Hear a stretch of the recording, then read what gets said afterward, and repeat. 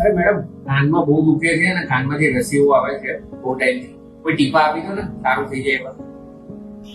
આ કાનના ટીપા છે, બે ટીપા સવાર સાંજ નાખો ને તો વધારે લાંબા સમયથી તમને કાનમાં પ્રોબ્લેમ હશે તો એક વખત કાનના ડોક્ટરને બતાવી દેજો. મેડમ, શું કાનના ડોક્ટરને બતાવવાનું? એ લોકો તો ખાલી ફાઇલો માં 1000-1500 રૂપિયા લઈ જાય. તમે આપી દો, તમારા ટીપાથી સારું થઈ જાય તો ડોક્ટર પાસે જવું નહીં પડે.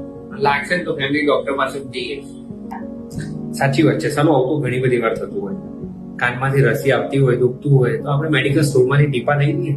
કાનના ડોક્ટરને શું લેવા બતાવવા જવું અને ખોટા ખર્ચા કરવા. પણ મિત્રો, જો તમને કાનમાંથી રસી વારંવાર આવતી હોય અથવા લાંબા ટાઈમથી આવતી હોય તો તમારે ચોક્કસથી એક ENT ડોક્ટરને બતાવવું જોઈએ. કેમ કે કાનમાંથી રસી આવવાના ઘણા બધા કારણ હોય છે. જેમ કે કાનના બહારના ભાગનું ઇન્ફેક્શન હોય, કાનના પડદા પર સોજો હોય, પડદા પર ઇન્ફેક્શન હોય, કાનના પડદામાં કાણું હોય અથવા તો કાનમાં સડો હોવા જેવી ગંભીર બીમારી પણ તમને હોઈ શકે.